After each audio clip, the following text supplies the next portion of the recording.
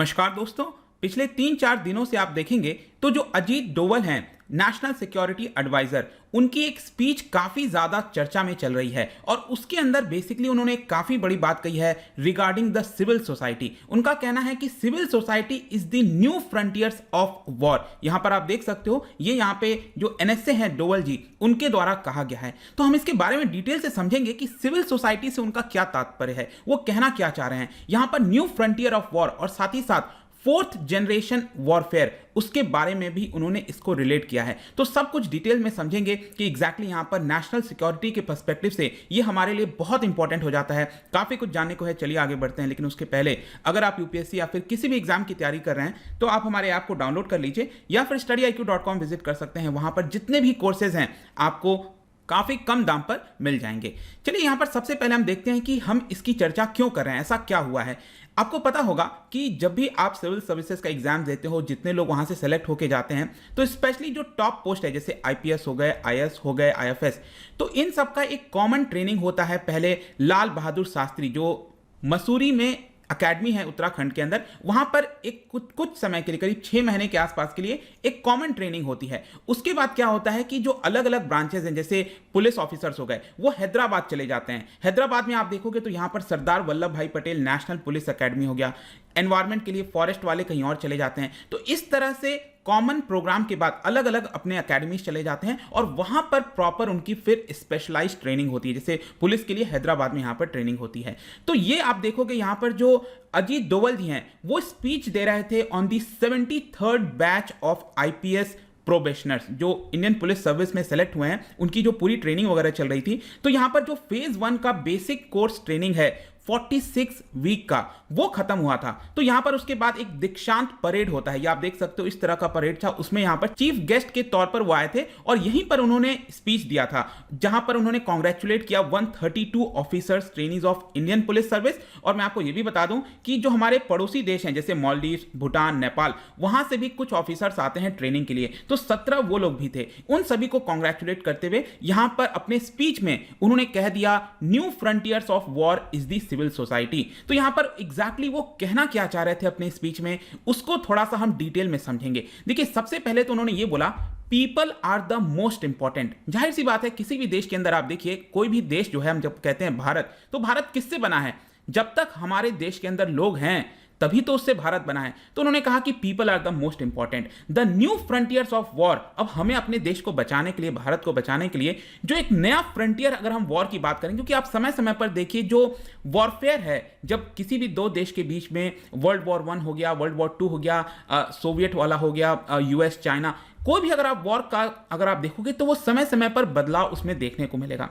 तो आजकल जो चर्चा हो रही है न्यू फ्रंटियर वॉर की, जहां पर सिविल सोसाइटी ये एक बहुत इंपॉर्टेंट रोल प्ले करेगी। तो इस पर्टिकुलर वॉरफेयर में जहां पर सिविल सोसाइटी शामिल है, उसको एक प्रकार से फोर्थ जनरेशन वॉरफेयर बोला जा रहा है। मैं भी आपको डिटेल में ये भी बताऊंगा कि फर्स्ट जनरेशन, सेकंड जनरेशन, ये फोर्थ, फिफ्थ है क्या एग्जैक्टली, इसको अलग अलग हम कैसे डिफाइन कर सकते हैं। तो बेसिकली उनका ये कहना था कि ये जो सिविल सोसाइटी है ना, उसका जो एनिमी कंट्री है, मतलब कि सपोज हमारे देश के अंदर जो सिविल सोसाइटी है, तो यहां पर हो सकता है जो चाइना है वो इनका गलत इस्तेमाल करे हमारे सिविल सोसाइटी का, और देश के अंदर अराजकता फैलाने की कोशिश करे। क्योंकि आजकल के डेट में आप देखोगे, जब हम वॉरफेयर की बात करते हैं, जो डायरेक्ट कन्वेंशनल वॉर होता है वो बहुत ज्यादा एक्सपेंसिव हो गया है, अनअफोर्डेबल हो गया है, और उसका जो आउटकम क्या होगा, इट इज वेरी अनसर्टेन। किसी को नहीं पता कि कौन जीतेगा, कितना लॉस होगा। भले ही आप कितना भी पावरफुल हो या फिर सामने वाला कितना भी आपसे कम पावरफुल है, उसके बावजूद भी जो आउटकम है उसको किसी के बारे में इसको नहीं पता।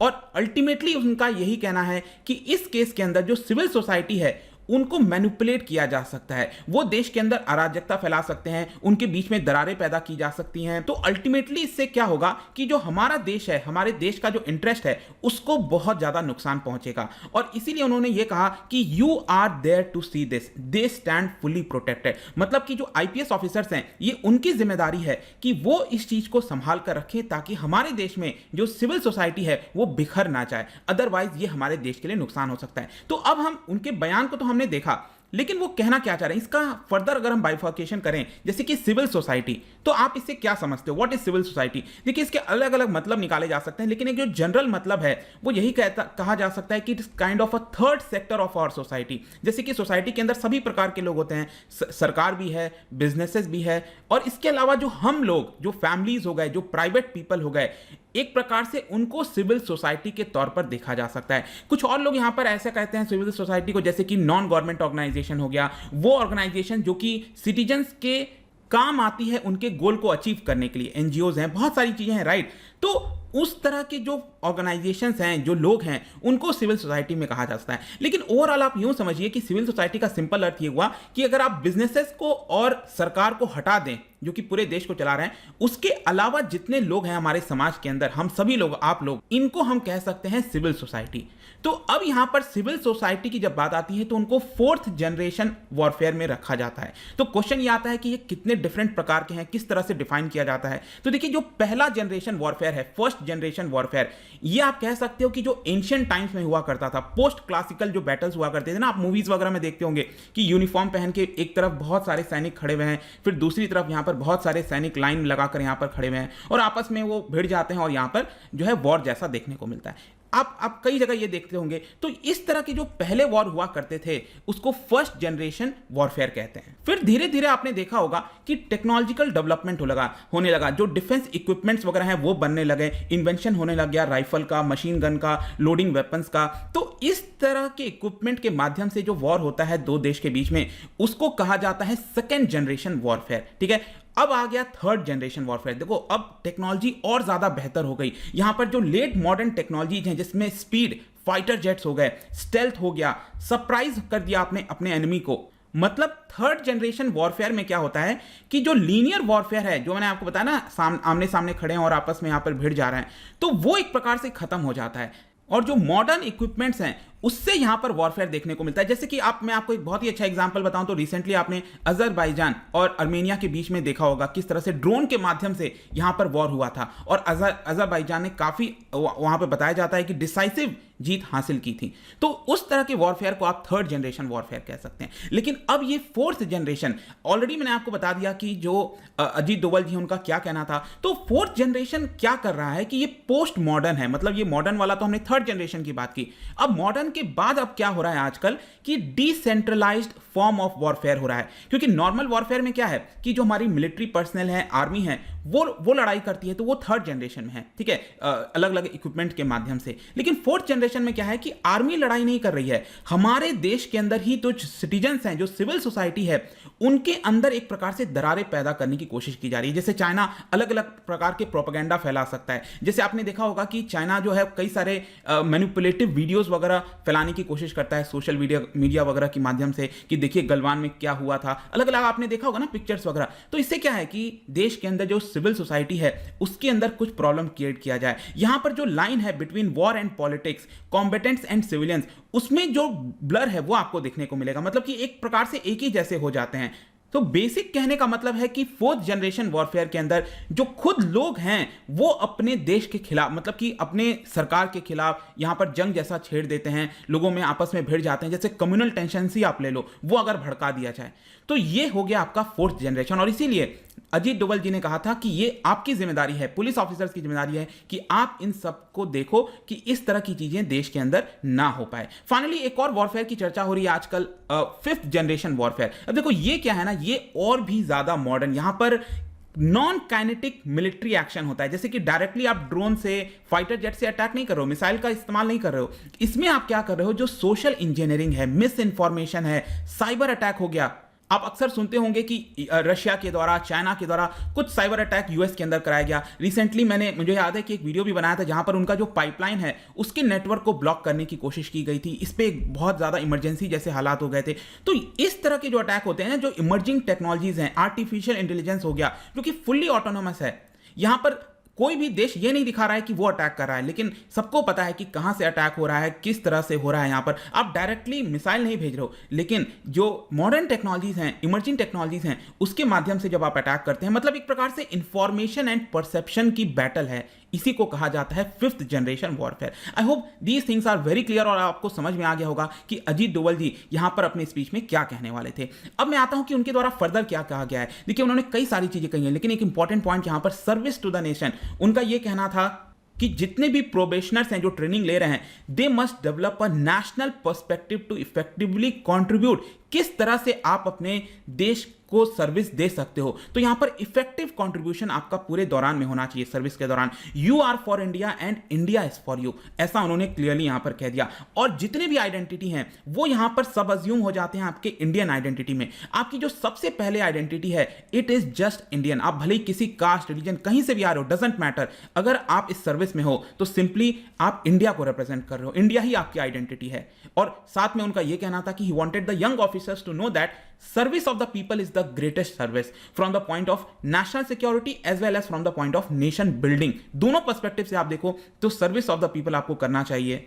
और एक बहुत इंपॉर्टेंट चीज उन्होंने ये भी बोला कि you should not only think of reforms to avoid repeating mistake, मतलब पास्ट में हमने जो मिस्टेक्स वगैरह किया है आपको उसको तो रोकना ही है, लेकिन फ्यूचर में क्या चैलेंजेस हो सकते हैं आपको उसको प्रिडिक्ट करना है और उसके हिसाब से सोल्यूशन एडवांस में निकाल कर रखना है। तो ये चीजें बोला गया। फर्दर लास्ट में उनके द्वारा एक काफी अच्छा मुझे पॉइंट लगा regarding the success of democracy. उनका ये कहना था कि जो क्वालिटी होती है डेमोक्रेसी की, it does not lie on the ballot box. जो हम जाकर वोट डालते हैं ना, तो कितना % वोट डाला, क्या हुआ, ये हमारे सक्सेस ऑफ डेमोक्रेसी को नहीं दिखाता है। सक्सेस क्या है कि जो लोगों को चुना गया है लोगों के द्वारा, जिन लोगों को पार्लियामेंट में जिनके पास ताकत है कानून बनाने की, तो जो कानून बनाए जाते हैं वो हमारे डेमोक्रेसी को सक्सेस को दिखा सकता है। और अल्टीमेटली उनकी जिम्मेदारी ये जो ऑफिसर्स हैं जैसे आईएएस ऑफिसर्स, आईपीएस ऑफिसर्स, उनके ऊपर आ जाती है, क्योंकि कानून बनाना ही सिर्फ ये नहीं होता है, उस कानून को किस तरह से पालन किया जा रहा है, इंप्लीमेंटेशन कैसा किया जा रहा है,